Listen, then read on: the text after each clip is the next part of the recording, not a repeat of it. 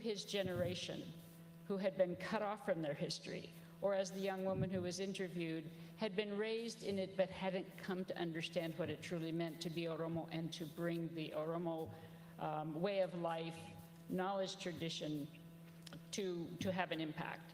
So I think that the film gets that conversation started in a way that can bring what Oromos have not had as they have struggled, and that is allies.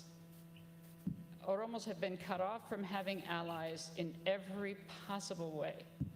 And this makes the case, it raises the significance, and I think that it actually effectively puts the movement into the public discourse with a person who was not having a relationship with a Q'ero, who was himself Q'ero, and who was living out a way of being Oromo and of honoring Oromo tradition that inspired what we saw. And the strength of the resistance to that, which you also included, is part of that story. What swirled around him. So I think that this film gives a really very important beginning. Hachalu, as he said, was not a politician. Politics swirled around him. There's a political aspect of this film which goes to a certain point, but it doesn't reach politics itself does not reach down to the existential questions that Hachalu was asking. And as we go further, it will see that there's much more to resolving this issue than politics. That he, in asking, we've argued how we should translate Malanjira, for example. He's asking, how can I exist when the essential for living are stripped away? How do I survive? How do we survive without that gives us life? And that, as we've referred to as umbilicus, as the land, as a resource. But he asked that question here in the film. He asked that question. That is to be followed up. The depth of that question is there, it remains. So my overall response is very similar to what Kue had said, that this has a breadth to it. The youth are included, the elders are included. Even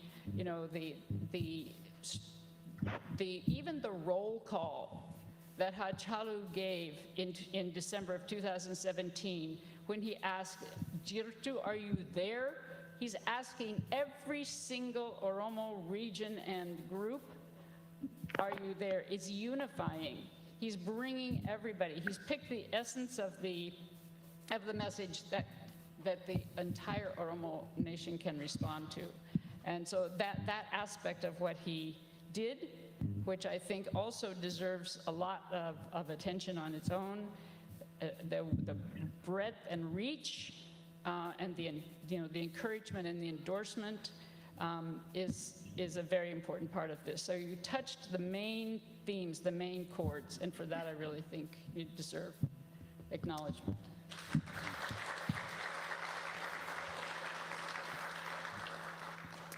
Okay, so how am I going to translate all of that? Yeah. Translation is hard work. I don't know if any of you have attempted to translate. It's difficult, it's hard work. But I will try to capture just the core of what you stated. So, Fantu, akkasumas namoonni Ingiliffaan dhageenyu jiraattan, Boniin yaada jalqaba Brunoon kaasee akkasumas yaada Profeesar Kuween kaaftee yaadota san irratti akka waliigaltuu Brunoo hojiin hojjeteef galatoonfachuudhaan eegaltee fiilmichi kuni namoota adda addaa dhaloota adda addaa keessaa dubartiis dhiiraas hirmaachisee akka jiru keessattiyyuu dargaggoota akka gaariitti hirmaachisee akka jiru. Although dargaggoonni baay'een naannoo kana jiraachuu baatan illee har'a jechuudha. Kun immoo yeroo baay'ee hawaasa keenya keessatti dargaggoonni dubartoonni hin dhagahamanii akka dhageettii argatan gochuun fiilmii kana keessatti waan guddaadha. Qaamota biroos warra Haacaaluu hojii isaa namoota hubatan fiilmichi kun hirmaachisee jiraachuu isaa kaaftee seenaadhaan wal qabatee aadaadhaan wal qabatee siyaasa Itoophiyaatiin wal qabatee fiilmichi kun waa'ee Haacaaluu qofa osoo hin ta'in Haacaaluu irratti hundaa'ee Haacaaluu seentardi godhee dhimmoota adda addaa dhimmoota Haacaaluu irratti qabsaa'ee hundayyuu fiilmii tuquudha yaada jedhu walumaa galatti kaaftee jechuudha.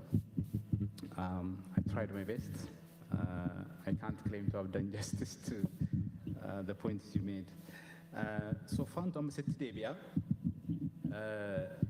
Mee waa'ee haftee Haacaaluu ilaallatee hojii isaa, fedhii isaa, dhimma inni irratti qabsaa'e, dhimmoota inni irratti falmaa ture, wantoota fiilmii kana keessatti hin ka'in baay'eetu jira. Fiilmiin kun akkuma jenne wanta jalqaba ta'u wayii, wanta ka'umsa ta'u wayii hojjechuudhaaf kaane malee wanta hunda hammachuudhaaf hin kaane. Waan inni hojjeterraa karaa fiilmiitiin hojjetanii geessuun waggaa dheeraa fudhachuu danda'a. Mee wantoota nuti as keessatti hin kaasin namoonni fiilmii biraa gara fuulduraa hojjechuu yaadan kaasuu qaban jetteetiin hin yaaddu. Wanni tokko lama hoo jiraatan osoo nu kaaftee.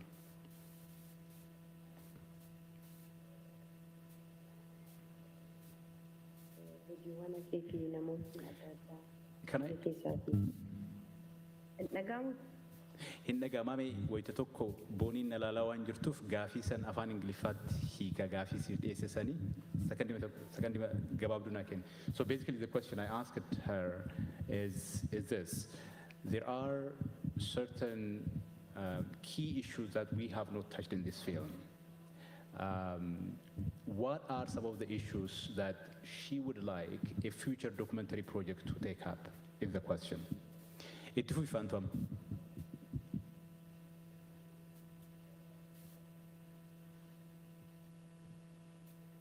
Faantu dhagama? Gaafii irra haa deebi'u? Okay, itti fufuu dandeettu. Fiilmiin kun hojiiwwan akeekii namoonni adda addaa akkuma jedhame dargaggeessis qeerronis qarreenis hayyoonnis irratti hirmaataniiru biyya keessaas biyya alaas. Egaa akka yaada kootti gara fuulduraatti maaltu irratti dabalamuu qaba kan jedhuufi Acee hojiiwwan garaagaraa baay'ee hedduu hojjeteera. Egaa kun akka ka'umsaatti ka'umsa guddaa fi kan xiiqii nama keessatti uumuudha. Egaa akka kiyyatti kan hubadhu.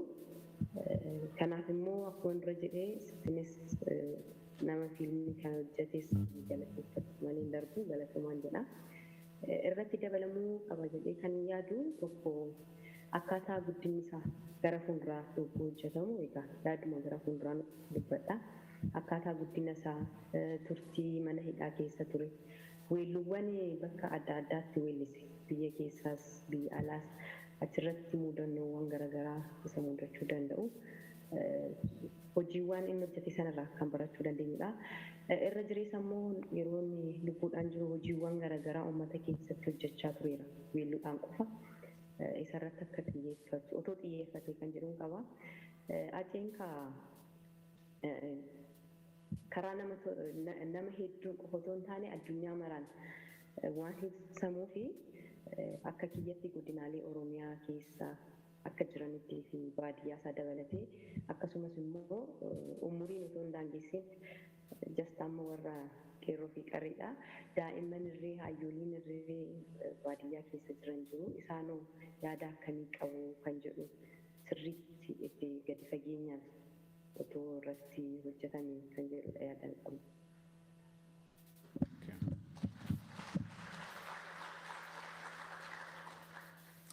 Baay'ee galatoomii baay'ee ulfaadhu Faantu. So I think the core of what she said is that there are some interesting issues, some interesting points that have been raised in this documentary. But Hachalu's work far extends the documented work that are in the public domain today. There are works that he participated in, things that he did, things that are artistic by nature, songs that he wrote, performances that he gave, some of them spontaneous, not necessarily scripted. There are all those things that he has done which are not properly accounted for, but carry significant meaning and value. So she said it is important to kind of explore that body of work as well in a future documentary project. Bruno, if I can come to you. Obviously, you talked about the challenges that you experienced in putting together this documentary. What are some of the things that you think should be done in kind of addressing the archival issues that we faced? Are there things that we as members of the Oromo community, Oromo scholars, students, researchers could begin to do in terms of addressing those issues, those problems? Obviously, this is a long-term endeavor. It's not something that can be done overnight. But what are some of the things that you think people should think about to deal with those issues? I'm afraid I only caught a tiny part of the question because there's a lot of other extraneous noise coming through. You said something about archival issues, but I didn't quite hear anything else. Would you mind repeating the question in a very brief way? I can't hear you. Can you repeat that, Bruno? He didn't hear your question. Repeat the question.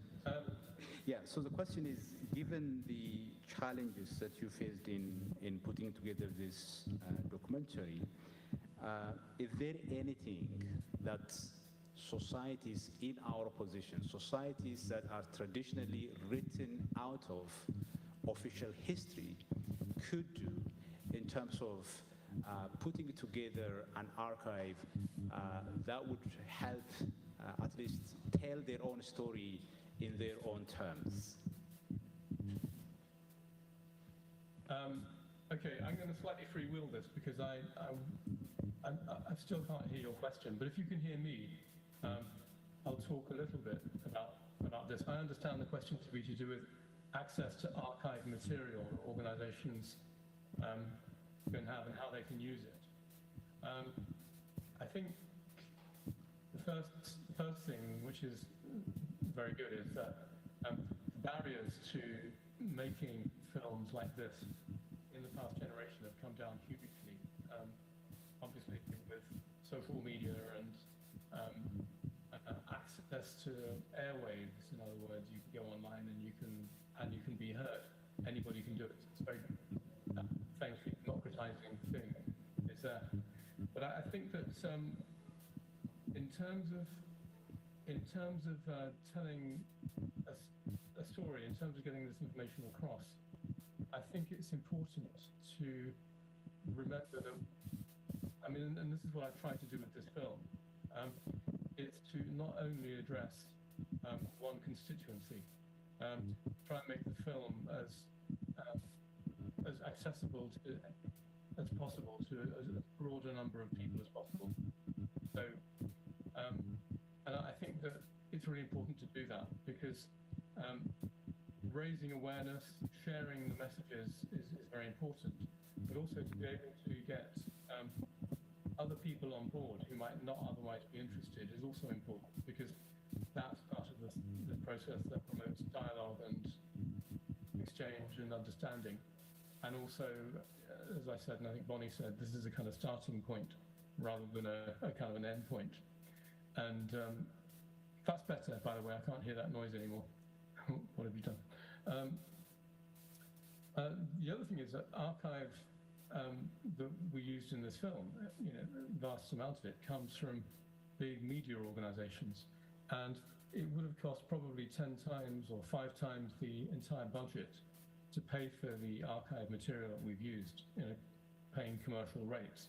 So I had to beg and borrow from those organizations and have been writing to them asking for them to give permission for this, and everyone involved with this is aware of this. And there's a legal way that one can use material that's out there, from broadcasters, which is called fair dealing in England. And what it means is, if you say, for example, and you will have noticed this in the commentary in the film, the media organizations across the world were reporting this. You then need to be able to quote that in visual terms and find that material and show it. So these kinds of little legal ways of getting past having to pay for material are kind of worth knowing and worth learning about. It's a fairly common practice, but it's one which needs quite careful legal kind of advice to do that. But it is one way that you can get past, for example, the budget barrier, which is very important. The other part of this, while I'm on the subject, is, and it might be going slightly off subject, was actually extracting as much as possible from the material that was out there that I could find on the internet. And the first phase of making this film was one of culling as much material as possible from internet sources. And of course, not knowing what was there until it was translated, and then getting the translations as good as possible and accurate as possible. And you don't know how good the material is until you've gone through that process. So it's very time-consuming and lengthy. So that's a couple of things about archive, which I'm saying to you, but like I say, I didn't quite get the whole question. I wasn't quite sure what it was I was being asked. So I hope that answers at least some of it. Thank you for that, Bruno. There are so many untranslatables in what you said, Bruno, and I don't know how I can try and translate. But again, I'll try my best. Fanto Nedageta, is Fanto still there? I can't see it. Yeah. So wanti Bruno jedhe hawaasni akka Oromoo, hawaasni seenaa biyyattii keessa deliberately beekaadhaan irratti hojjetaniitiin seenaa biyya sanii keessaa haqame ka seenaa ofii haala ammayyaa ta'een barreeffateetiin hin qabne ka seenaa biyyattii keessatti eenyummaan isaa fedhiin isaa aadaan isaa afaan isaa akka rakkootti ilaalamu qabatama jiru kan akkamitti jijjiiruu danda'a experience kan geetirraa hojii hojjetteerraa maal gochuu dandeenya rakkoo amma nuqunnami kanarraa kaatee olaaltuu jedhee gaafadheeni kuni rakkoo guddaa akka ta'e eega kaasee booda archaayiviin bakka baay'eetti wanta institutionalized ta'e wanta qaamni wayii ijaaramee qaamni suni haala adda addaatiin systematically dokumentii adda addaa seenaa adda addaa yeroorraa gara yerootti walitti kuusaa wanta san faayil godhaa systematically waan qabatamuudha wanti sun immoo qaamni suni mirga irratti qabaataa waan sanitti fayyadamuudhaaf yeroo baay'ee hayyama barbaachisaa fair use wanni inni jedheeni yookaan immoo kaffaluutu dirqama ta'a. So arkaayivii gaarii ta'e tokko bilisaan argachuu rakkoo waan ta'eef hawaasni akkanaa kuni yeroo baay'ee rakkootu qunnamaa garuu dhimmoota kana akka hawaasaatti itti yaadanii systematically itti dhimmamaniitiin yoo jedhan malee rakkoo kana haala salphaatti kun akka hin danda'amne. So irra caalaa wanti inni kaaseetiin jedha riilii maal gochuu dandeenya wanti jedhuuf kana godhaa osoo hin taane rakkoowwan jiran kana jechuudha. I think nuti akka hawaasaatti seenaa keenna hagam tokko nuti ufii keenna barreeffanneetiin lafaa qabna wanti jedhu laaluun baay'ee barbaachisaadha. Wanta akka iyyuu qabnu. Yuutu hojii kana hojjenne jenneetiin kaane nuti wantoota hin hojjenne jenne keessaa inni tokko hojii mahaa caaluu mataa isaatiyyuu arkaayivii gochuu jenneetiin hin kaane. Digital archive ijaarraa jenneetiin wantoota saganteeffanne keessaa inni isa tokko ture. Isa san hagammaas irratti hojjenne garuu akkuma waadaa seenne yeroo nu jalaa fudhataa hin hojjenna gaafii nuti iyyuu qabu hojjechuun keenya garuu I think yeroo baay'ee haalli itti nu hojjennu haalli itti waa nuti waa'ee seenaa irratti siyaasaa irratti itti waa organize goonu long term visionii san hin qabu I think nuti hundinuyyuu isirratti yaaduu qabna jedheetiin hin fudhadha. Bonnie, let me come to you. Now, documentary films, archives have a very complicated history. Documentary film can be an archive, but archives are a far larger body of materials, documents that document history, culture, arts of particular societies, nations, and so on and so forth. Now, I wanted to ask you specifically, what archival significance would this documentary have for societies such as ours? You know our society far more than some of us because you have been in this space working on our culture, on our history. You know what the archive looks like. You know the politics of archives. What particular contribution do you think this documentary would make in light of those challenges and problems? What recommendation? What contribution do you think the film would make? I think the film would wake everyone up to the fact that they were witnesses to history, participants and documentarians. Everybody has access to some footage of performances, of people reflecting. People can realize that what they have is valuable, and a contributions of photographs and videos and recollections and testimonies. We saw small clips of individuals talking about the impact that Hachalu had on their lives. We dug a little deeper into the history. And in the film, I think that it's very clear that many people here in this audience have intimate knowledge about impacts that the Kero movement, that Hachalu's role in the movement had in their families, in their regions, in their lives, the waking up of realization. And I think that should make everybody aware that they have something to give. There is a beginning effort to collect Oromo archives, life stories, photographs, records, history. One thing that the Abyssinian Empire has done is to erase Oromo from the history, except as, recipients.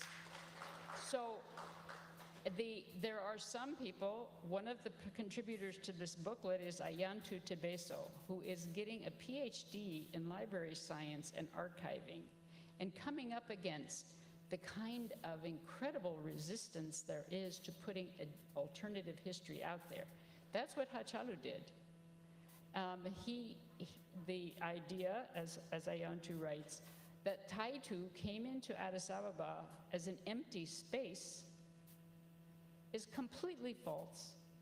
Hachalu put the people back in, talked about how they got erased, and gave an alternative version of history. That different alternative is what Oromo need to document.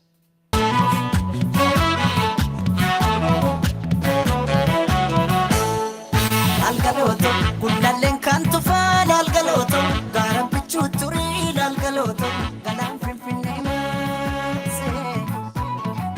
Algaloto, Sinakajala, Algaloto. Those who resist the powers that be in the way Oromos have been doing, and the Kero are suppressed because of a statewide and very strong suppression, repression against them.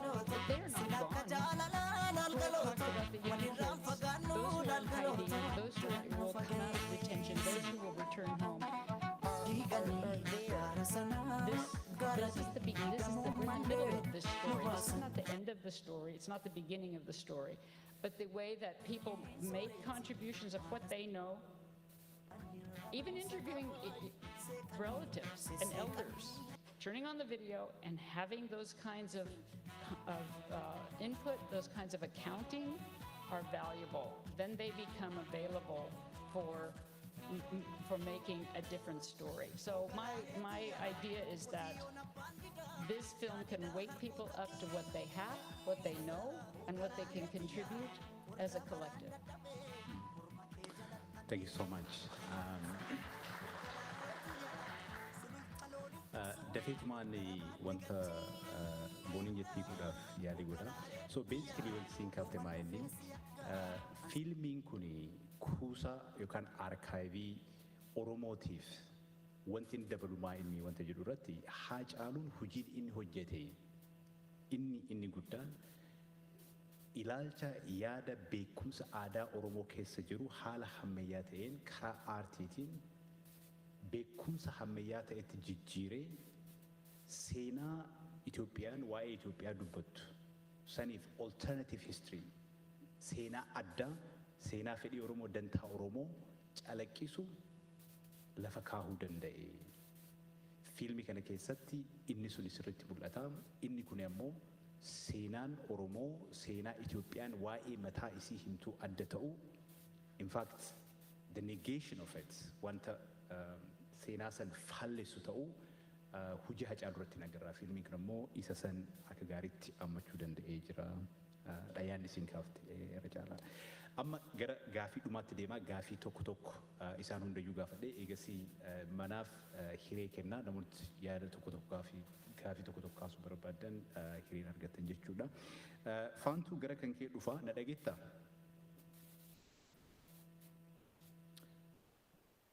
Na dhageettaa Faantuu?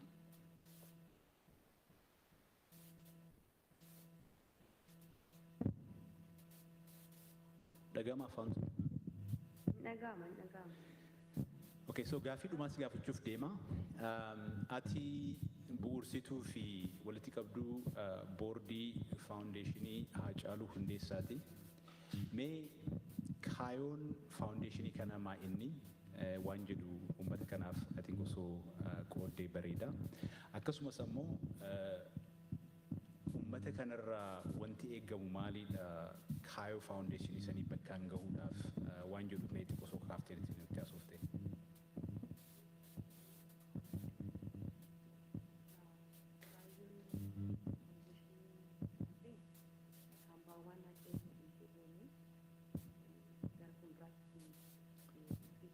In dhagahamu sagaleen dhagahamu. Kaayyoon faawundeeshinii achi hambaawwan achiin nu gatee darbee bara baraan tursiisudha. Dhalootatti kan darbudha. Kana keessatti faawundeeshinii achi keessatti hojiiwwan gurguddoo garaagaraatu jiru. Keessa deebiin yookaan immoo sirriitti ilaalu maal keessaa kan jedhuu fi weebsaayitii isaarra jira. Weebsaayitii isaarra galanii hubachuun ni danda'ama hojiiwwan asirra jiranii. Egaa akka ka'umsaatti waggaa lammaffaa isaa irratti hojiiwwan hojjennu keessaa jennee awaardii qopheeffanneerra. Awaardii sana haala gaariin nu milkaa'ee bira dabarreera galata Waaqayyoo. Gara fuulduraa immoo waggaa kana keessaa maal hojjenna kan jedhu karoora qabanni keessaa hojii guddaa qabanneerra. Awaardiin akkuma jirutti ta'ee wagguma kan dhufudha. Garuu bara kanaaf ajee uummanni akkamitti yaadataa akkamitti isa kaasaa hojii isaa immoo akkamitti kan jennu piroojeektii bishaan qulqulluu yookaan immoo bishaan baasuu piroojeektii guddaadha. Wanta kana haala dureewwan barbaachisan qopheeffannee hojii jalqabuuf karaa irra jirra. Hojiiwwan hojjennu kana immoo hojjechuudhaaf akkuma beekamu deeggarsi uummataa barbaachisaa waan ta'eef isinuma qabna nuti immoo uummata qabna. Nuti hojii qabannee baana. Hojii qabannee baane kana immoo kan nu dhugoomsu uummata Oromoo saba Oromoo fi saba jiraatee fi darbeedha. Kanaafiyyuu uummanni koo immoo akka bukkee dhaabbatu akka isa bukkee dhaabbatus abdii guddaan qaba. Deeggarsa akkamitti uummata irraa eegda kan naan jettaniif deeggarsa adda addaa nu barbaachisa. deeggarsi qabeenyaa nu barbaachisaa, beekumsi nu barbaachisaa, akkasumas immoo wantoota garaagaraa ittiin irratti hirmaachuudha. Maaliif piroojeektiin kun guddaadha. Egaa dhugoomsuudhaaf dhaqeen dhugaadha, dhugaa ta'e darbee nuti immoo dhugaasaa sana dhugoomsinee deemuudhaaf irratti walii gallee hirmaannee akka hojjennu maqaa Aceetiin hin gaafachaa. Egaa wantoota gara fuulduraatti hojjetaman yeroo yeroodhaan uummataaf ibsinu ta'a. Isinis immoo akka quba nu qabaattan kabajaa fi jaalala guddaadhaan isin gaafadha jechuudha. Inni guddaan gaa hundi keenya har'aasitti walitti nu fidee akka wal arginu kan nu godhee Aceedha. Aceetu jidduu keenya jira. Acee immoo waan jidduu keenya jiruuf dhimma Acee irratti tokko taanee tokkummaa keenya cimsinee itti fufuuf jedha. Galatooma.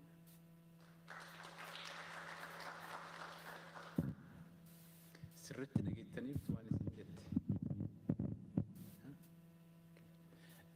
Ani baay'ee rakkadhe dhagahuudhaaf xiqqoo oodiyoon wannoo qaba.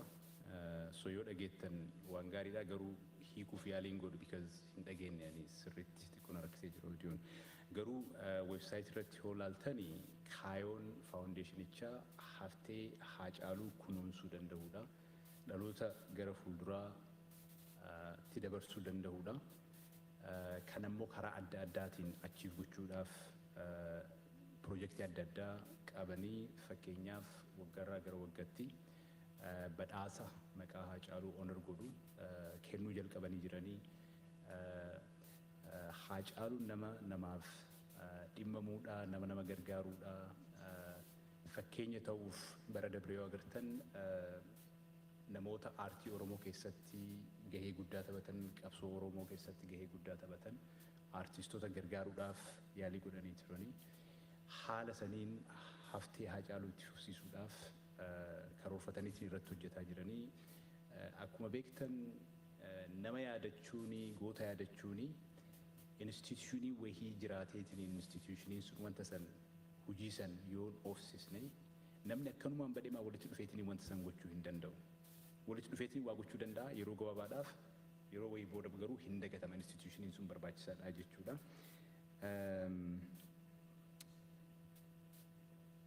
So basically wanti karaa websaayitiin jiru waan akkasiisan. Bruno, if I could come to you,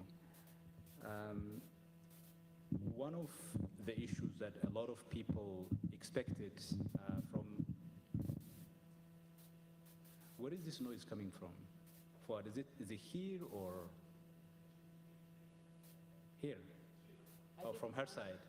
Okay. There is still that noise. I must hear. Okay, so Bruno, I was going to ask you, a lot of people expected this documentary to deal with the question of accountability. Haacaaluu's wife, in her opening speech, talked about how important it is for her family, and for the Oromo public to find the truth of what happened to Haacaaluu. A lot of people personally asked me whether the documentary deals with the question of accountability. Now, obviously, this is not an investigative documentary, did not have the purpose of dealing with those issues.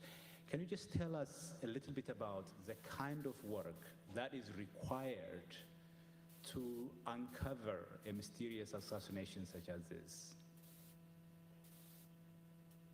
Yeah. I mean, you need, it's difficult to say. I mean, I've worked undercover, I've worked in difficult situations where you have secret police kind of chasing after you.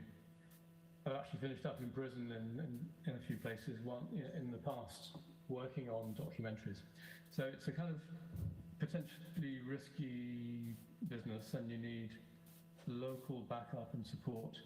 And one of the problems is you need to have consideration for the people you're working with as well, because there's a sort of safety, a care and duty kind of for other people's well-being as well when you're working on something that's difficult and sensitive and all of that.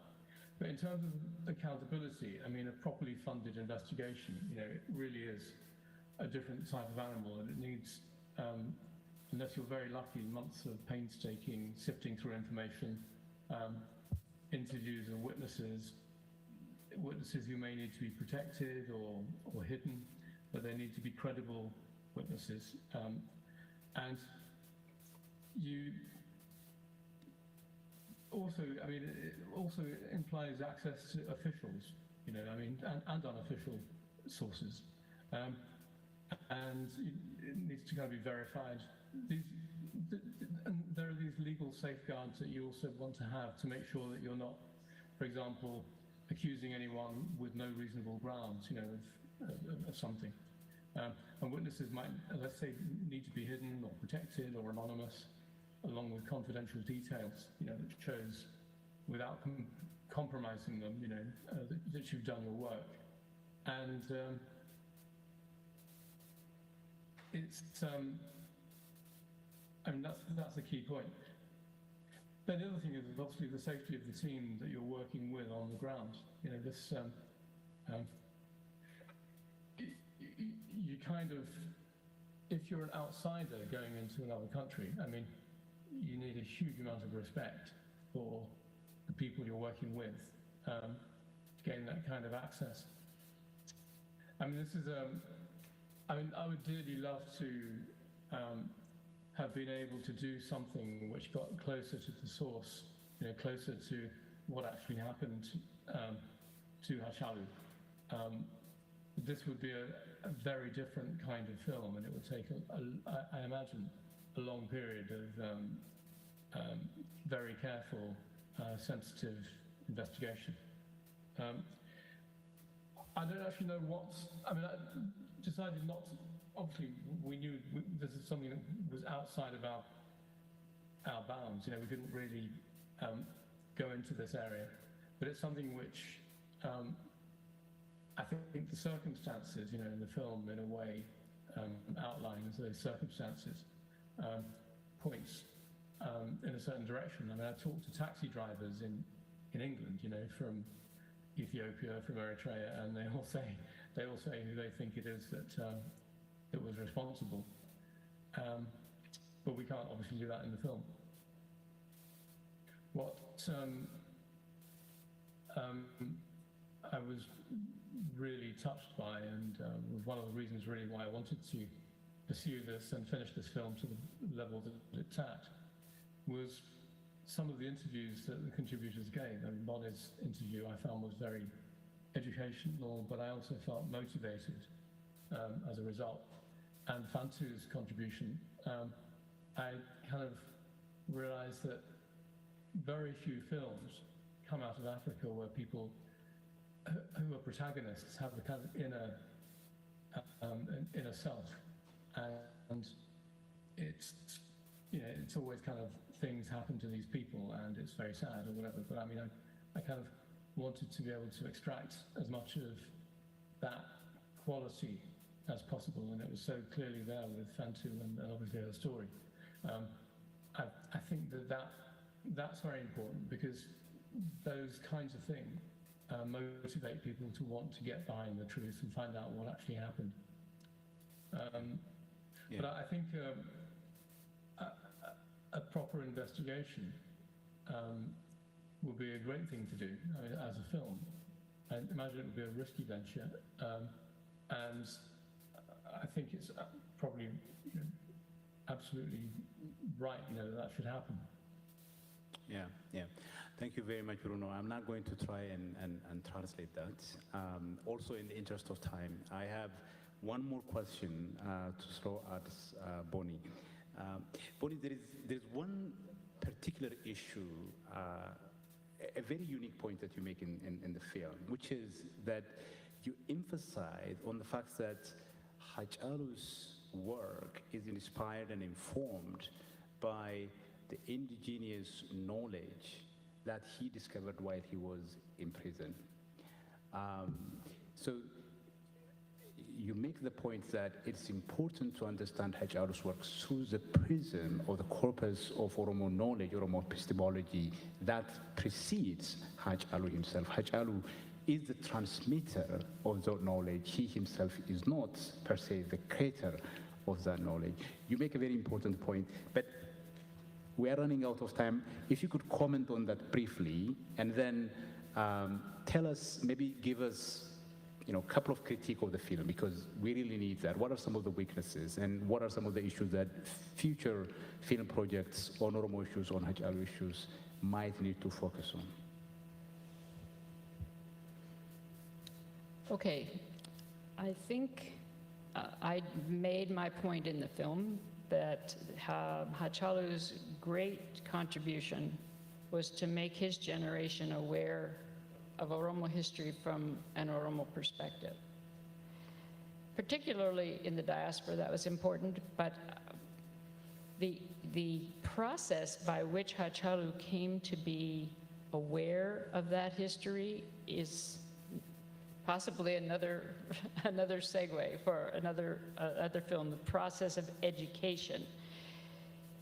Most Oromo raised in Oromia would have access to Oromo versions of history, Oromo knowledge, and the legacy and the sacred wisdom that guides people's behavior and determines their priorities.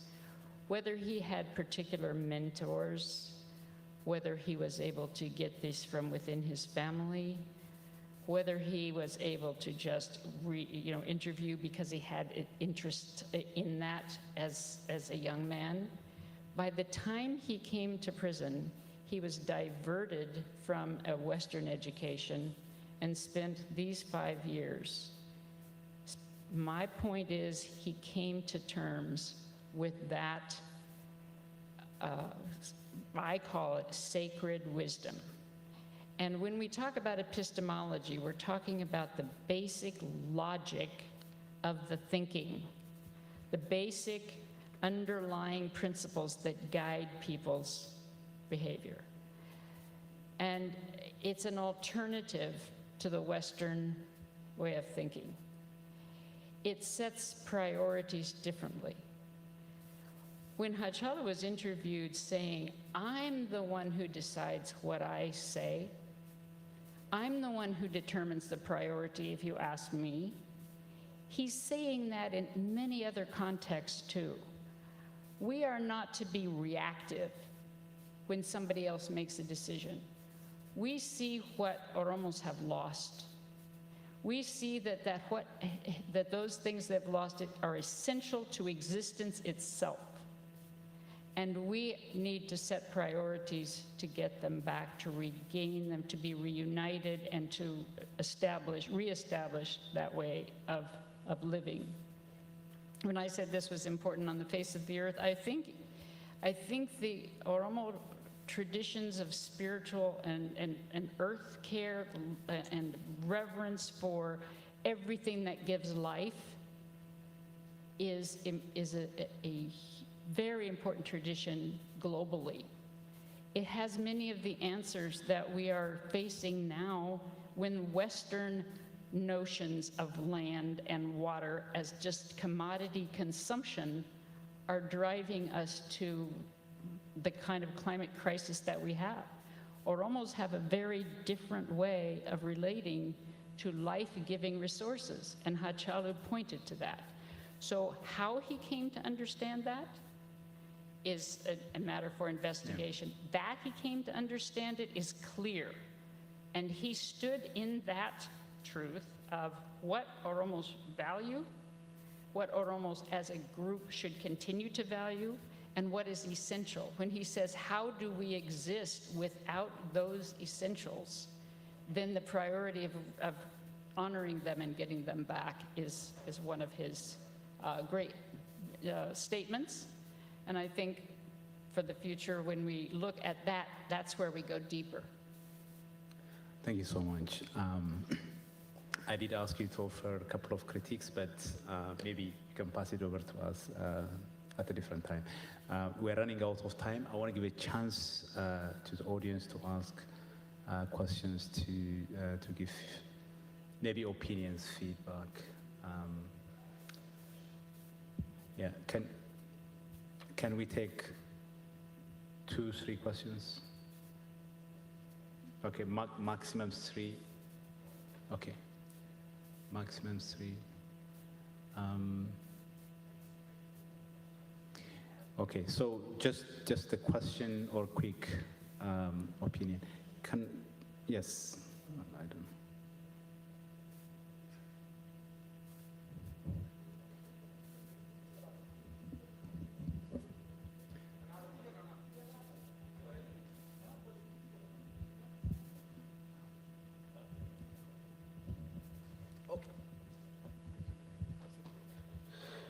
Waaqa laga Mississippi irra nu haaseessu karaga abbayyaa irratti waa nyaachisu.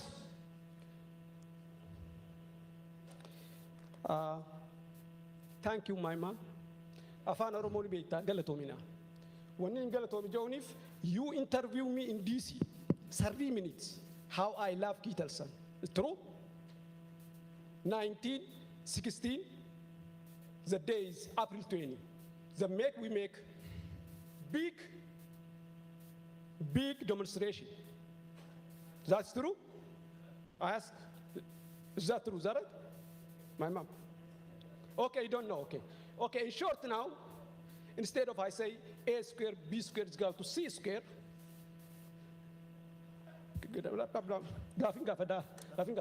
this water is called Kafut. Okay. This water is said, say what?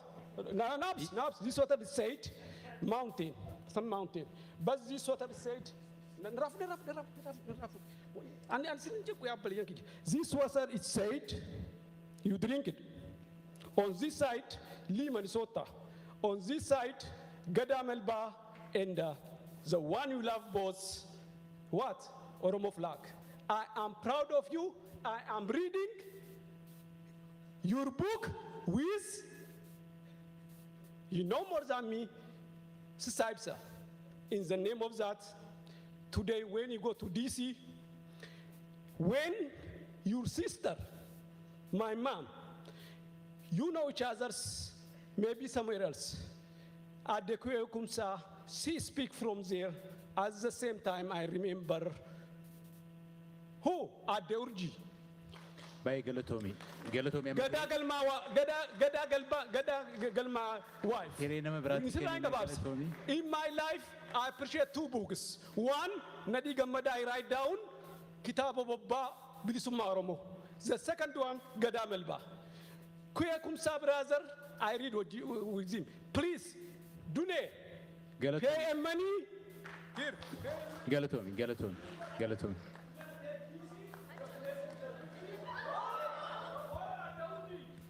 Okay.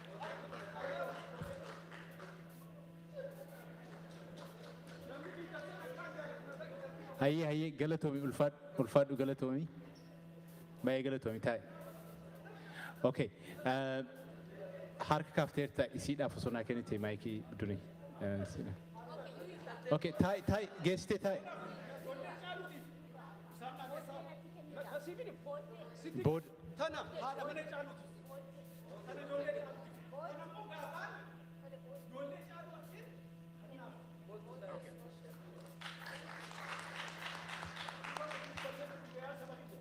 Baay'ee Galatomi ulfaadhu Galatomi. Please, itti fufeeti. Okay, galatooma waan carraa kana kennataniif. Taa'e.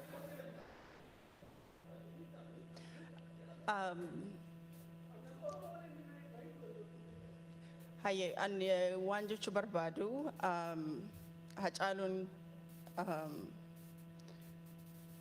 Hacaaluun nu maraafuu waan guddaadha, qabeenyaadha. So filmii kana keessatti gaafa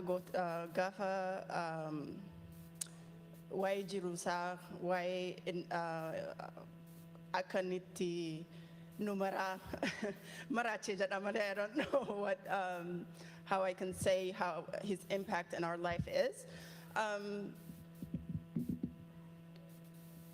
What I want to say is that Hachalu is universal. Hachalu is not just one individual, and I feel like there are many people that want to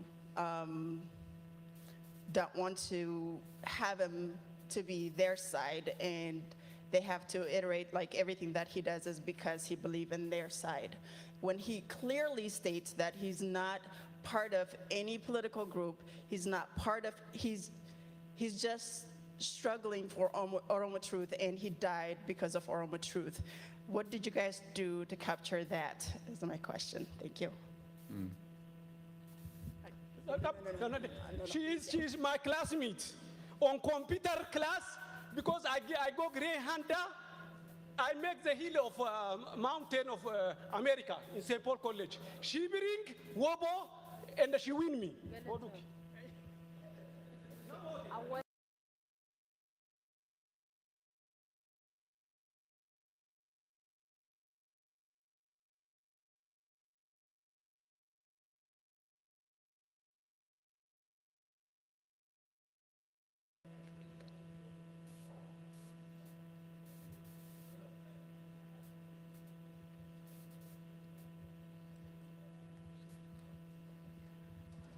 Yeroo nu jala waan deemaa jiruuf gabaabsiiti.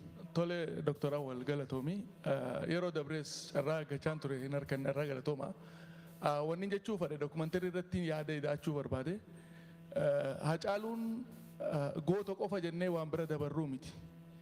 Yeroo inni uummata Tigree san dura dhaabbatee dhugaa Oromootti himee Oromoon akka 4 kiilootti aanu himu gootummaa isaa agarra. Gootaa jennaan. Yeroo inni Oromoota baqatee mooraa isaa irraa Somaaliin buqqifame cinaa dhaabbatu arjummaa isaa argina. Yeroo inni wallistoota miidhame cinaa dhaabbatu arjummaa isaa agarra. Arjaadha jenna. Yeroo inni akkaataa interviitti godhee walleelee itti dhiyeessee waa'ee gullallee waa'ee galaan dubbatu immoo hayyummaa isaa agarra. Nama waan sadee kana qabu Oromoon goota jee biran kutu. Waan kana qabadhaa. Nama hayyummaa arjummaa fi gootummaa qabu baheessaa jaan Oromoon. Baheessa jechuun nama gootummaa arjummaa fi hayyummaa qabu. Hacaaluun dhaloota ammaa keessatti the only person waan sadeen kana qabu. Kabiraa yoo ilaaltan hin agartan. Saniifuu dubbii tana jabeessaa qabadhaa warri dokumentarrii qopheessu jirtan. Gamna yeroo jennu nama hayyummaa fi obsa qabu. Lamaan kana qabuun gamna jenna. Hacaaluun immoo warra nama waan sadeen san qabu. Hayyummaa, gootummaa fi arjummaa. Soo nama waan sadeen san qabu baheessa jennaan yeroo ammaatti Oromoon the only person ka agarree waan sadeen san qabu isaa waan tana qabadhaa jechuuf fedheetiin galatooma.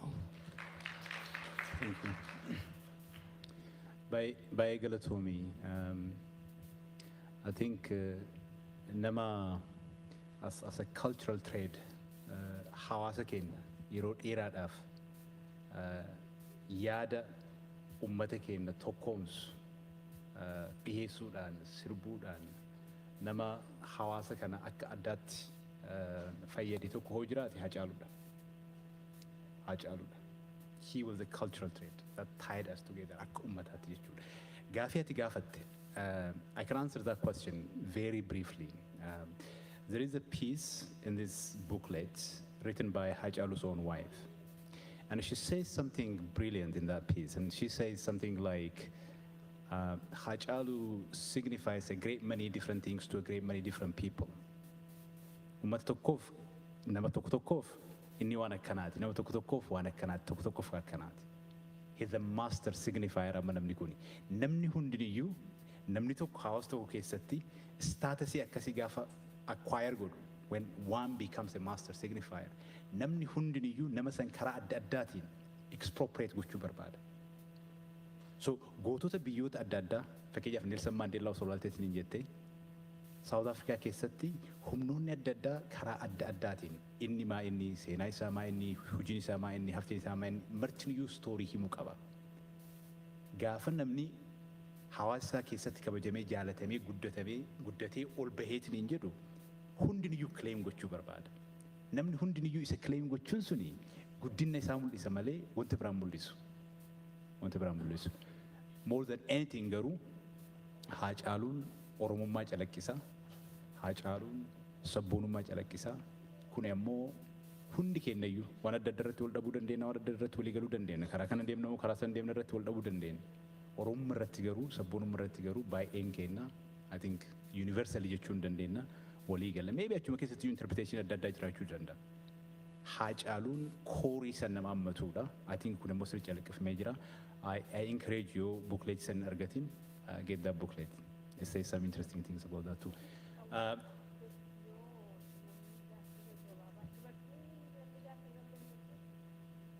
Dubartii tokkoo fi dhiira tokko duwwaaf laannee maaliif mana kana keessaa ba'uun nurra jira? Dhiifama guddaadha. Dubartiin maarree fi dhiirri immoo lama gaafata.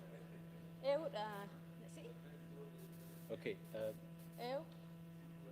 No, namni biraan dubartiin jiru. Kuno ila dunay. Okay, sifi. Okay, dubartiin hin jiran waan.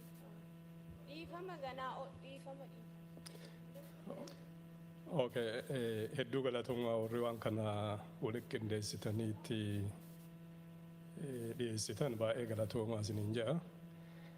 Hacaaluu akkuma namni martuu beennu ka jiraateefillee Oromoo, ka hidhameefillee Oromoo, ka dararri martuu raga'eef Oromoo fi ka du'eefillee Oromoo fi. Inni mirga Oromootiif du'e. Oromoo abbaa biyyummaa, eenyummaa fi aadaa ofii ka Rabbi kennee ibsan mirga saniif falmatu du'e. So falmii isaa kana bakkaan ga'uu fi ayinaa dokumentiin isaa dokumentiin fiddan kun baay'ee bareeda. Waan inni barbaadu san bakkaan ga'uuf Oromoo abbaa biyyummaa godhuuf meeseejiin isin qabdan maali? Gaafii Hacaaluun gaafii isaa tokko Oromoon abbaa biyyaa ta'uu qabaa mirga ofii argachuu. Nu ammoo akka amma uummata Oromooti gaafii lama qabna. Tokko Hacaaluun eenyutu ajjeese maaliif ajjeesanii? Tokko ammoo lammaffaa ammoo mirgi kennallee nu deebuu qaba eeggamuu qaba ka jedhu meeseejii maal qabdan saniif afaan faranjiitiin illee jechuu danda'a yoo barbaadan isaanii. Haa ta'u. Amma rakkina ta'e. Awwalati warra dhiiraa keessaa abbaa tokko kennacha. Namni sun Akkana komatan hin barbaachisu. jalqabarraa harka baasan ture. Okay.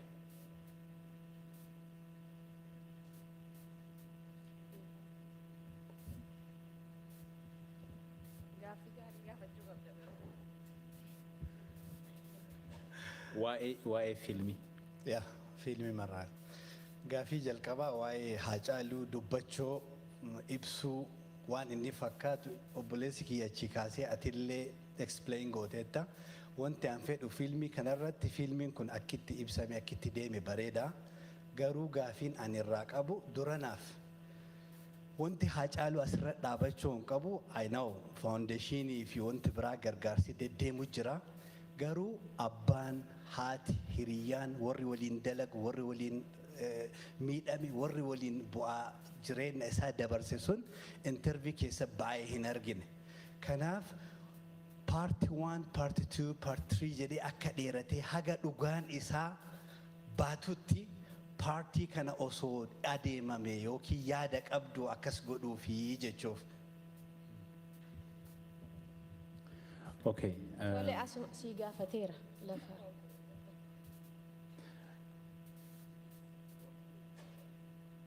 Awwal. Okay.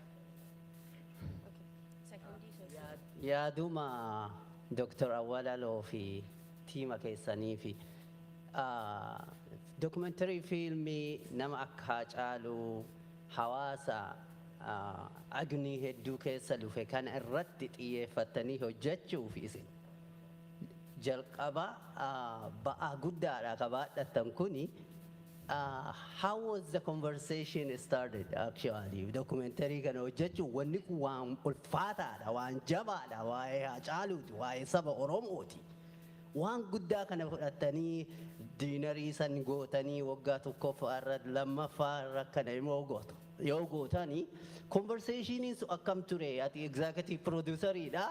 So you haven't done this before. This is the first Oromo documentary film actually reflect an agony of the Oromo nation. How did you start that conversation? Actually, you succeeded as a team. Akka gaariitti xumurame. Can you answer that question, Dunay? Maybe. No, I want you to answer. Maaliifi sila kaaseen ture miti waa'ee keeroonan beeksisu, so it would be nice if you respond to this question. You pass. gaafii jalqaba achi isin kaaftan waa'ee gaafii abbaa biyyummaa isa sani har'aafin dhiifna. I think waa'ee fiilmii kanaa haasa'uuf asitti wal geenne suni garuu gaafii gaafatamuu qabu.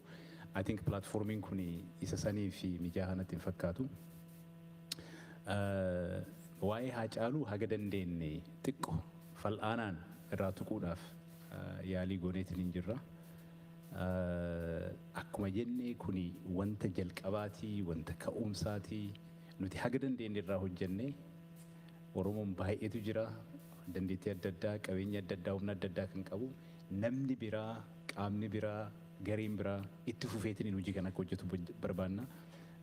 Faawundeeshiniin dhaabbatees wanti hojjetu kana faawundeeshinii wajjinis waltaaniitiin hojii kana itti fufsiisuun hin danda'amu. Garuu eegaluu barbaanne wanta irraa ka'umsaaf ta'u I think waa tokko lafa kennee jirra jedheetiin fudhadha. Konverzeeshiniin sun akkam ture wayita eegalamu ka jedhu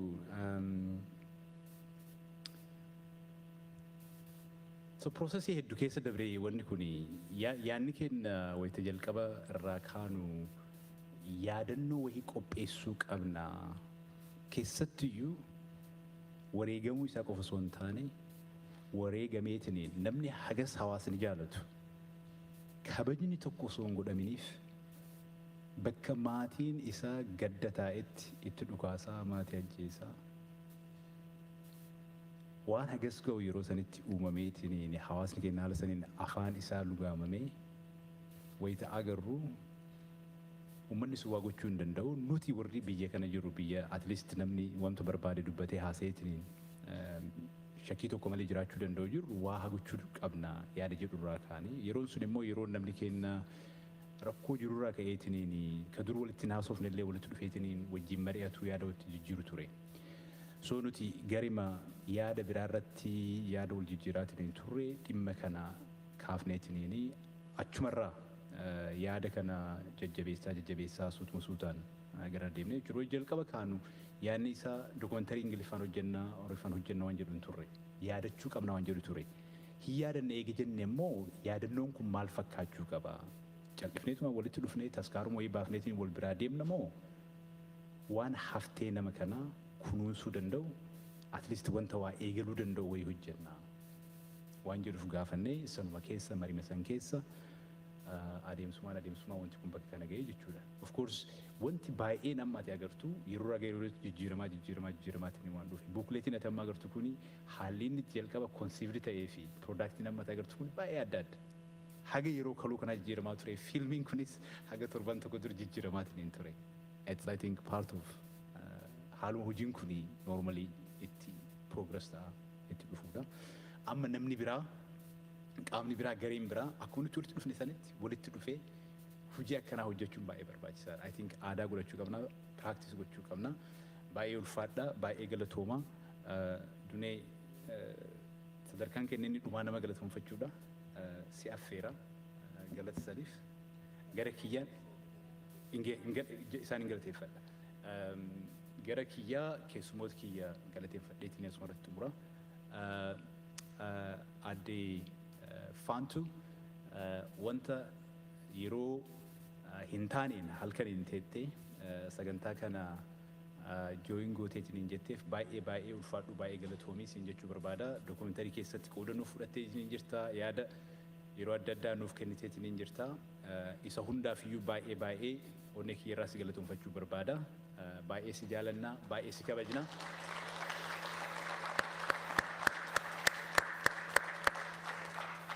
Ulfaadhu siin jechuu barbaada galatoomi. Bruno, I want to thank you from the bottom of my heart for everything that you have done for us. You gave it your all, you gave it your best, you gave it your heart. I have been with you every step of the way, and I have seen how hard you have worked, regardless of how much time you are putting into it. Time, as you know, is everything. It's probably the most important commodity that we have. But every time I came back to you with a question, with some ideas, with some suggestion, you didn't hesitate. You didn't think about your time. and you gave it your best. And I want to thank you for that. And I also want to ask our people, the Oromo people, to recognize the very important contribution that you have made to this team. Thank you.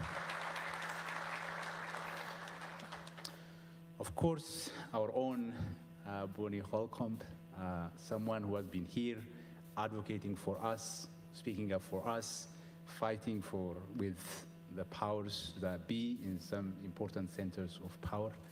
I want to thank you in the name of the team that produced this documentary, and also in the name of the Oromo public, because I want us to have an opportunity to honor you for the work that you have done over all these years, and I think that you would come. But for now, I just want to say thank you so very much for your contribution, for coming here, and I know how much you have to juggle to be here.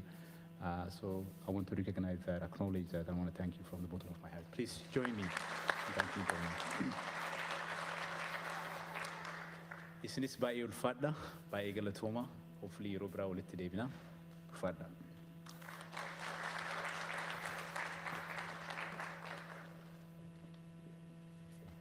Tole amma durraawwanne awwalatis baay'ee fayyaa ta'e.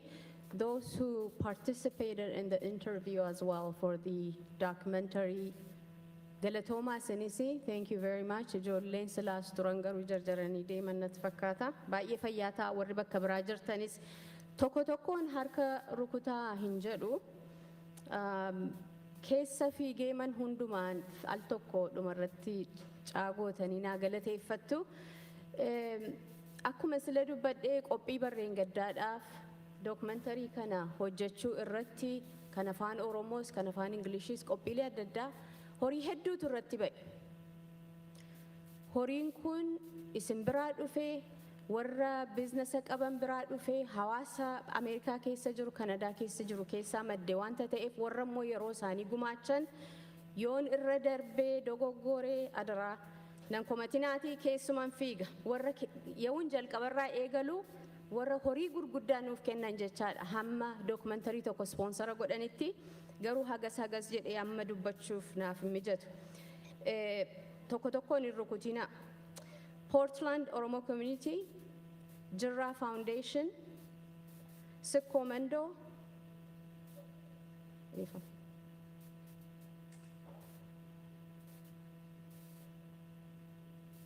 Safe Tree Transportation, Metropolitan Transportation Network, Oromo Community of GTA, I don't know what this is, Wabi Mecha,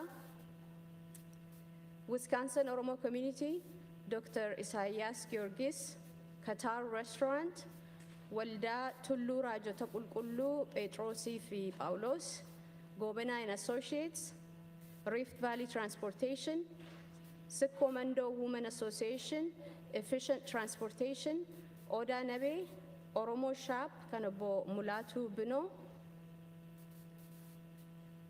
Ifama page biraatte darbuun irra jira. Akkasumas namootni hamma maqaadhee baay'een 1,000 sanaa ol hamma 10,000 warra nuuf gumaachanii mee warra kanaaf egaa hal tokko harka rukuttaniin sattaanuuf saxumuraa isinitti hima. Kahaaf egaa Waaqayyo haa eebbisu jennaa hojii boonsaa hojii seenaadhaaf taa'u akka hojjennu nu gargaartan.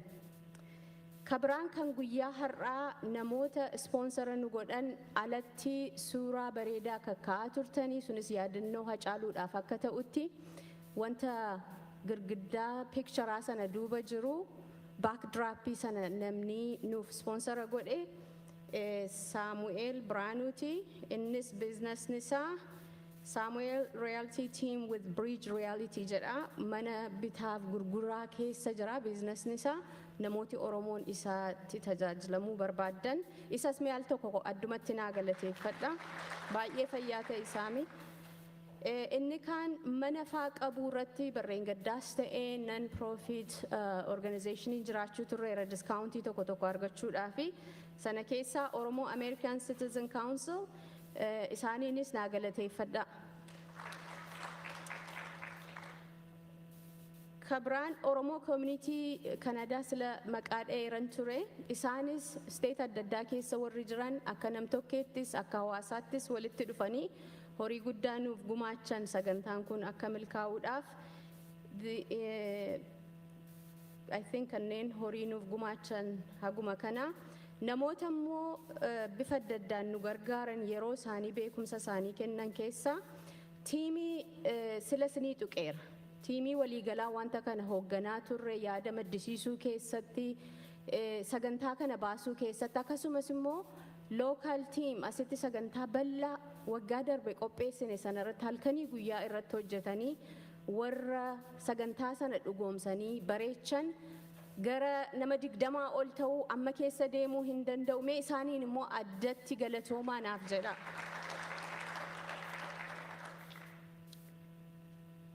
Kan hafe nama laman addatti galateeffachuu barbaada. Isa dura garuu miidiyaa Oromoo baay'ee galatoomaan jedha. Sana keessatti Oromiyaa 11 yeroo hundumaa balbala isaanii banaa nuuf gochuudhaan nu keessumsiisaa sagantaa kana akka faca'u yeroo hundumaa gochuudhaan Abdul Nasir, Taaj, Fo'aad egaa warra kaan amma maqaa dha'uu yeroo itti ka'u warri kaan immoo na dagatte jedhu isaaniinis baay'ee naa galatoonfadha. Oromiyaa Media Network miidiyaa nuti hangafa qabnu isaanis yeroo hundumaa sagantaa kana nu dabarsaa kottaa argamaa interview irratti jennu isaaniinis naa galatoonfadha. Keelloo miidiyaa Oromoo Diasporaa miidiyaa baay'eetu jiru isaan kanas BBC dabalatee dheengaddallee kanneen sagantaa kana nuuf dabarsan isaaniinis naa galatoonfadha al tokko. Barreen gaddaa picture ajaa'ibaa maybe arkaayivii sana fa'irra keenya taa'a. Namni sa'a dheeraa bakka irbaataa sana dhufee dandeettii isaa beekumsa isaa nuuf gumaache har'allee dhufee asitti suuraa kaasaa namni jiru Caalii Yaadasaa yeroo baay'ee suuraa kaasa viidiyoo waraabaa isas akka addaatti naa galateeffadha. Akkasumas abaaboo barreen gaddaa yaadattu akkamitti yaadannoo Hacaaluu akka miidheeksine abaaboo miidhagaa hojjettee kan nuuf gumaachite Hiruut Baqqalees al tokko naaf galatoonfadha. Isa dhumaadhaaf isa jabaasaa awwaliyoon irraanfadhe kabiraanatti himtaa garuu Taaj Hassan dudda duuba sana jira. Taaj ol jedhime. Taaj ani hojiidhuma kanarrattan bare interview dokumentarii kanaa Brunoon travel godhee namoota hundaa yoo waraabe 200,000 nuun ga'u ture. Garuu inni bakka isaa bu'ee yeroo isaa beekumsa isaa dandeettii isaa namoota kana nuti qindeessine waraabee viidiyoo kana walitti qabee lafa nuti erginu namoota kana dubbisee nuuf qindeessaa ture. Sana duwwaa miti guyyaa sagantaa sanallee dhufee viidiyoo lafa sanatti waraabaa ture. Har'allee kaleessallee Taaj namooti si argaan jiranii dheeraadhaan ol ka'imee dhaabbadhu ammas akka ajaa'ibaatti naa galateeffadha.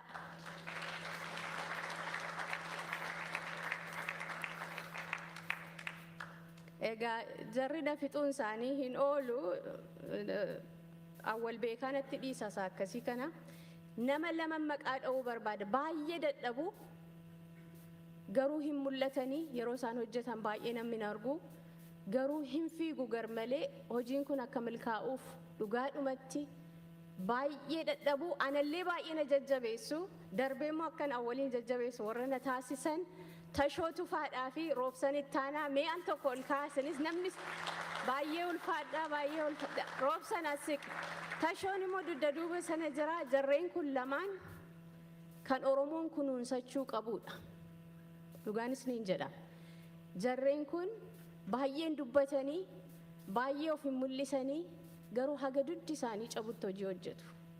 Haga ani beeku akkamittiin ibsu of kennanii qabeenya isaanii duwwaatu hin ta'in ofii isaanii illee kennu. Thank you so much. Isin qabaachuu kootti baay'een gammada baay'een boona. Odoo isin lamaan as hin jiraanne qophiin Hacaaluu hin bareedu. Tarii awwalis kanarratti walii galan jedhaa baay'ee ulfaadha. Hangama kiyyaan fixeera. Isa hafee waan dandeenyu goonee xumurraa waa'ee arkaayivii kaasee awwal egaa kana waan haasa'ame keessatti baay'een keessan kaka'iinsa akka qabaattan beeka waa'ee Hacaaluu duwwaatu hin ta'in gootota baay'ee warra kana dura darbanis seenaan isaanii akka galmaa'uudhaaf akka irratti hojjettan abdiin qaba. Baanii, thank you so much.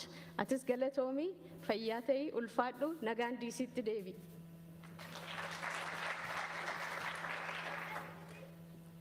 Ani waa tokko qofan jechuu barbaada dhumarratti. Duneen nama baay'ee generous ta'e haala isiin namatti galatoomfattee agartaniitiin hin jirtani. Isii ammoo hojii isii har'a qofa osoo hin taane waggaa dabrees maalitti akka turte baay'een keessan agartanii jirtanii anis isii galatoomfachuu barbaada. Piroojeektii kana keessatti namoota baay'eetu hirmaate, namoota baay'ee sadarkaa adda addaatti namni gariin yeroo gabaabaadhaaf hirmaate, namni gariin yeroo aga tokko dheeraaf hirmaate keessaa baheetu jira. Namni tokko tokko osoo isaan keessa hin jiraatiin piroojeektiin kun hin ta'u ture, bakka kana hin ga'u ture. Namoota osoo hirmaannaan isaa keessa osoo hin jiraatiin piroojeektiin kun socho'uu hin dandeenye keessa nam tokko eenyu hojjettani Aadde Duneedha.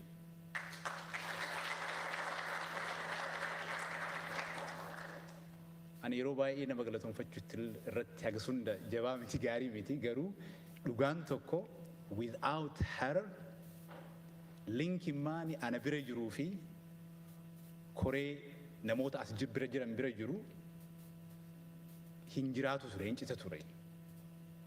My first port of call namni jalqaba ani dubbisu yoo waa ta'anillee yoo waa ta'uu dhabanillee Duneedha. Yoo waa mufadhillee yoo gammadillee Duneedha. Osoo Duneen akka biriijiitti bakka kana jiraatteetiin because local knowledge wanta as jiru wanta hin beeku takka iyyuu hin jiru. Dunee malee piroojeektiin kun bakka kana hin ga'u ture ani yeroo baay'ee siidhaaf illee wanta kana ibsee jira. Baay'ee onnee kiyya irraa Duneellee galateeffachuu barbaada. Isinis daa galatoomfadhaa.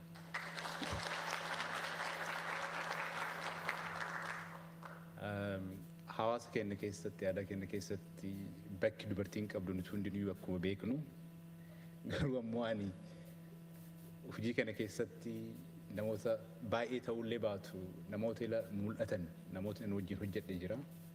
Garuu dhugaa dubbachuudhaaf kompitansiin dandeettiin bilchinni ani Aadde Dunee irratti argee hooggantoota keenya kan dhiiraa kan biraa biratti illee agarre.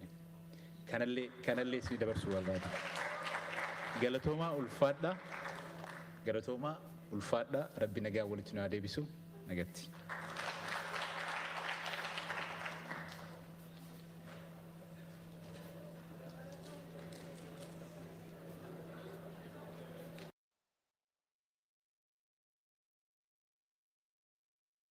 Buqqaanis akkas jechuun mudannoo isaanii garee kanaaf himan. Eessarraa dhufnee eessa nu faayani?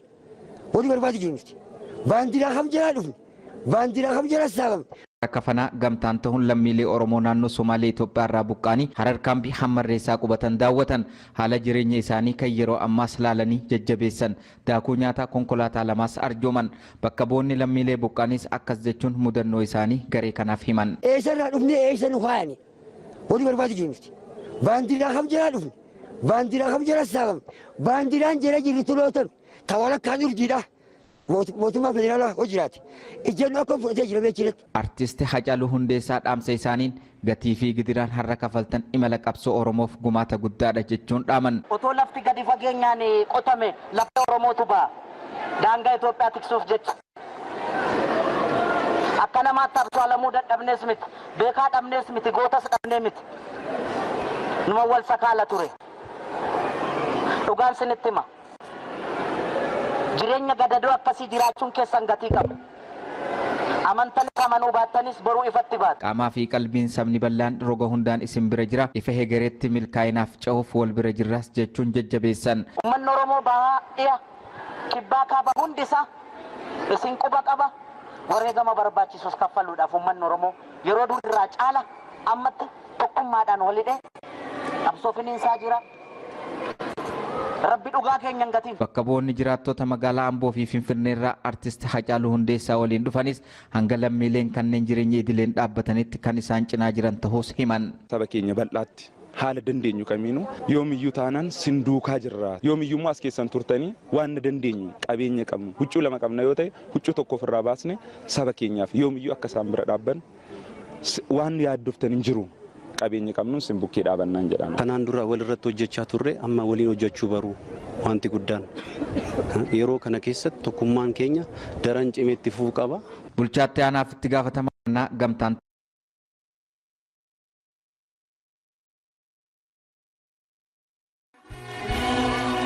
waa'ee balaa haasofna balaa zallaqaa haasofna ijoolleen maalchaa jirtu. Eessa jirtu? Finfinnee biyya abbaa keenya jirra jedha eessa jirtu? Shaggar jirra jedha eessa jirtu? Shaggar jirra jedha eessa jirtu? Biyya tufaa munaa jirra jedha eessa jirtu? Biyya roobee tufaa jirra jedha eessa jirtu?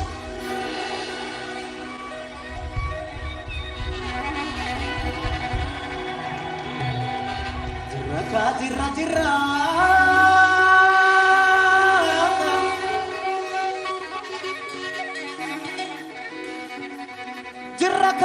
Jirra otoon damiin meelchamne otoon cabiin okkonnus kunoo har'a geenyeerra. Kunoo har'a geenyeerra seenaa afaan saaqneerra. Kunoo har'a geenyeerra seenaa afaan saaqneerra. Kara deemtuun hin waccii.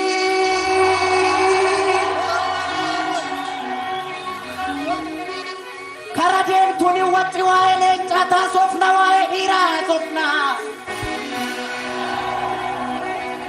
Waa'ee gootaa haasofna oolmaa gootaa haasofna. Waa'ee gootaa haasofna waa'ee gabayyoo haasofna. Waa'ee gabayyoo haasofna gabayyoo gurmuu haasofna. Waa'ee baalchaa haasofna baalchaa saafoo haasofna. Waa'ee balaa haasofna balaa zallaqaa haasofna. Waa'ee garasuu haasofna garasuu dhukii haasofna. Waa'ee abdiisaa haasofna abdiisaa hagaa haasofna. Adamsituun hin waccii kara deemtuun hin waccii waa'ee leencaa haasofna waa'ee leencaa haasofna. Ijoolleen maalchaa jirtu? Jirra. Riqicha ragaa waamaa.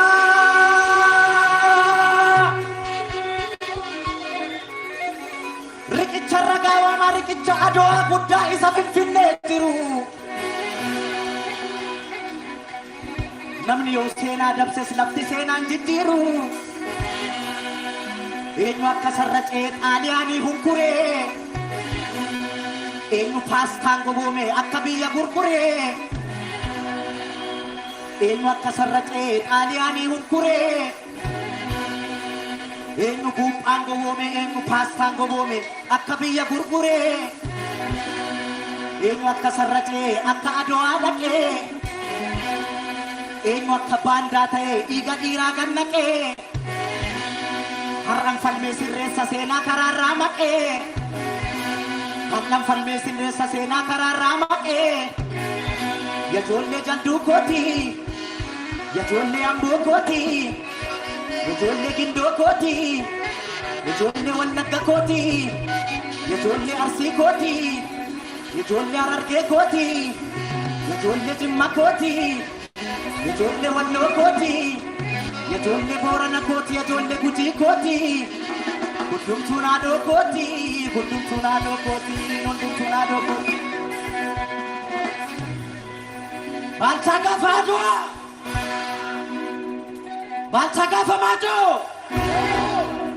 Gabayyoo gaafa aduu. Garasuu qoricha xaaliyaanii.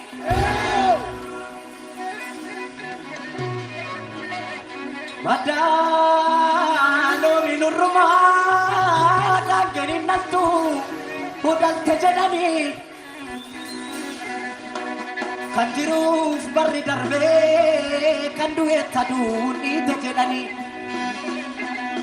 seenaa ofii himannu malee mormi nuun mi'uu hin du'e malee maaloo maaloo maaloo maaloo maaloo maaloo maaloo maaloo maaloo maaloo maaloo maaloo booloo booloo booloo booloo booloo booloo booloo taddee yaabachaa kobbadde biyyoo kanabaa miti walirraa taratee maaloo maaloo maaloo maaloo maaloo maaloo maaloo geessee geessee geessee geessee geessee geessee geessee geessee lattuu seenaan duute baddu yaabachaa koo dhaloonni si faarsa jedha maaloo maaloo maaloo maaloo maaloo maaloo maaloo maaloo